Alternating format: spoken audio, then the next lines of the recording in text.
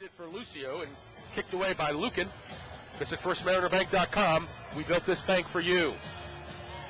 Well, we talk about Jules being a finisher, but, you know, Jules has done a good job this year dealing out some assists, and Jules that time good vision as he saw Lucio on the doorstep. He just couldn't quite put the ball on his foot. P.J. Wakefield in the house. Oh, a great goal for Chicago. Unexpected. Mayer, they thought, I guess Sagu thought he might settle, but instead, in one motion, you know your time is important. That's why you never need to make an appointment at Jiffy Lube. So going in today, and the Blast have just driven a goal home. Great two-man game that time.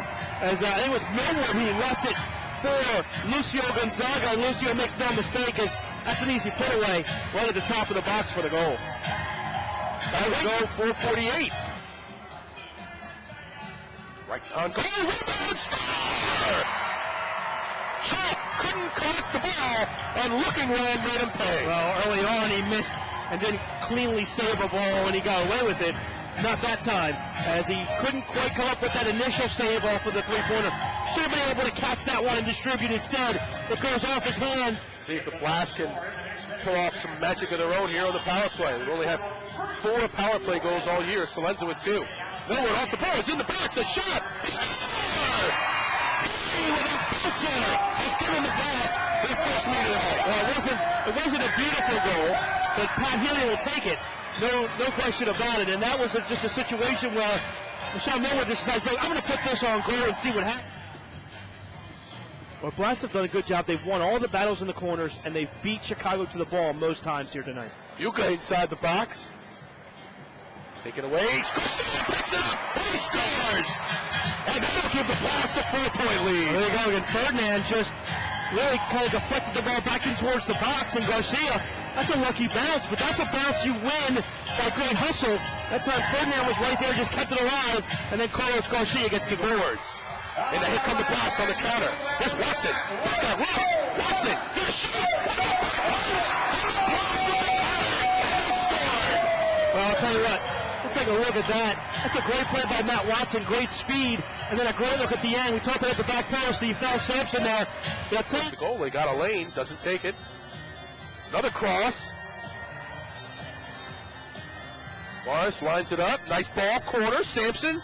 Lets it again there to break it up. And score! They finally found the man, and Morris converts. Well, they got the box to go all over the place that time, and finally Sampson makes a great crossfield pass for Pat Morris, and Morris in a position where he rarely misses, and he puts it into the back of the net. Chicago getting a little chippy here, as they've allowed 10 consecutive points to the Blast. Jerusalem, a rebound and a score. Now, I think that deflected off of somebody. Out in front of the goal, and they convert on that restart opportunity, and now the 10-point scoring streak for Baltimore has been ended. 14:36 left in the third period. Blast come out with Garcia, Millwood, Healy, Wilkes. Oh, I believe that one is off of Wilkes and into the back of the net, or off of a Blast player. That's a three-pointer. And not a great way to start the third quarter here, offering special discounts for Blast fans, family talk, unlimited texting, truly one-stop shopping for all your wireless needs. Great save by Kopp. 2 great saves by Kopp on a breakaway from Garcia. Blast still lead by 5. When you think back, Billy, and, you know, fans will look back as opposed to players who look ahead. But the one goal that you scored in the first championship season, Blast in Milwaukee in the championship series in Milwaukee, I don't think anybody gave you guys a chance to win that game and win that series. And certainly in the fourth quarter, you guys are trailing 12-4 with what, maybe 8-9 minutes to play. Your three-pointer in that game potentially changed the entire outlook for this franchise. It was the start of 5 championships. Do you ever reflect back on that? I do, and you know, I always remember it, because when they changed it to 1-point goals, I always thought that I was going to have the last 3-point goal in soccer, you know, indoor soccer history. Right. So, you know, obviously that was a huge momentum swing for us, and we were able to come back and win that game, and to see the look on the fans' faces after we won that was priceless. So, right. You know, it definitely started a great tradition here of winning championships, and I mean, I'm glad to be a part of it. Lucio intended for Sampson in the corner. Warto went towards the box. Oh, nice goal, Lucio. And again, not a lot of pace, but nice placement. And Lucio has scored number 2 tonight. Well, Sulo gave the ball away in his own, and you just can't do that against the talented Minister David Birch from Basketball in the house tonight, visiting from Bermuda. Nice shot. That's a goal. Well, that's a goal for Jerusalem. Jerusalem that time gets the goal. Salenza's got a bunch of options here. And, you know, a lot of times you got Millwood on the far side. He could make a run, but it looks like Salenza probably going to challenge Chop here.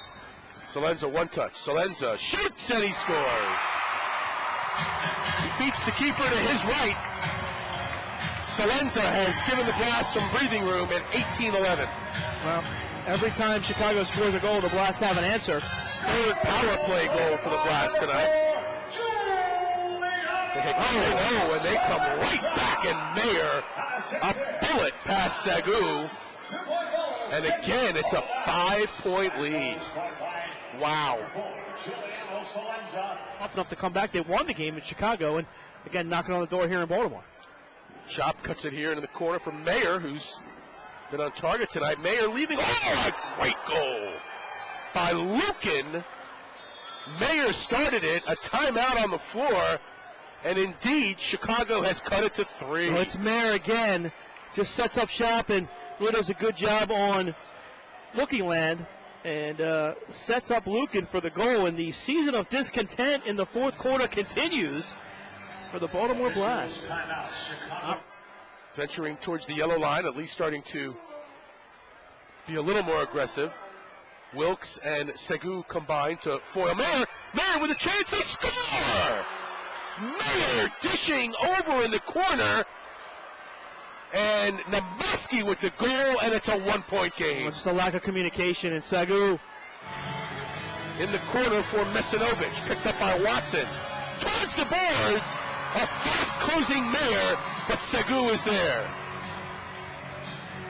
De La Pena, the referee, says to Segu, play on. 12 seconds left to play. Here's Watson towards goal, blocked by Chop. Last chance for Chicago, held in by Healy. 5 seconds, 4 seconds, 3 seconds, 2 seconds, 1 second, and the Blast escape the arena with an 18-17 win over the Riot. Well, he does a good work for an escape as they hang on. Segu makes a big play at the end as the ball goes around the turn, and Segu is right there to make the play. And veteran keeper takes all the time that he can before he distributes it, and then by the time you get it down the floor, really no more time for Chicago, and the Blast are able to hold on to this one 18-17 and head to Chicago tomorrow night with a chance to tie again for first place in the MISL.